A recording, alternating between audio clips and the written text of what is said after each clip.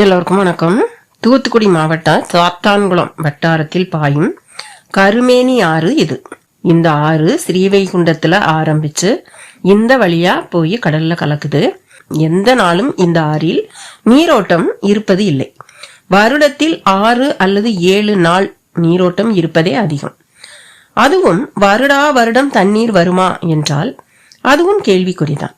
இந்த ஆற்றின் 2 கரையிலும் நிலம் வைத்திருப்பவர்கள் தன் நிலத்தோடு ஆற்று இடத்தையும் கொஞ்சம் சேர்த்து அடைத்து வைத்து விவசாயம் செய்கிறார்கள். இது ஸ்ரீவைகுண்டத்தில் இருந்து கடலில் கலக்கும் இடம் வரைக்குமே எல்லோரும் வைத்திருக்கிறார்கள். யாரும் அந்த நிலத்தை தன்னுடைய நிலம் என்று சொந்தம் கொண்டாடவில்லை. விவசாயத்துக்காக பயன்படுத்துகிறார்கள், அவ்வளவுதான். நாம் எப்போதுமே பயிர்களுக்கு இடையில் வளரும் களைகளை களைந்து விடுவோம்.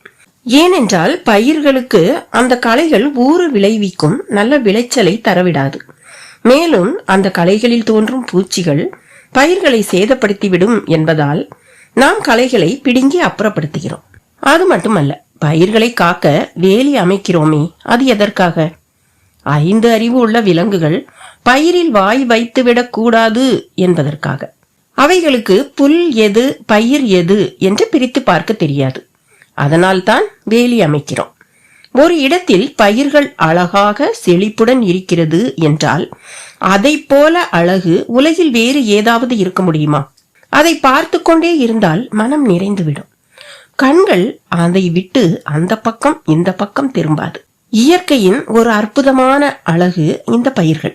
அதனால்தான் அந்த பயிர்கள் சூரியனின் உக்கிரமான கதிர்வீச்சு விளைவாக கொஞ்சம் வாட்டம் கொண்டாலும் கூட தாங்க முடியாமல் வாடிய பயிரை கண்ட போதெல்லாம் வாடினேன் என்றார் வள்ளலார்.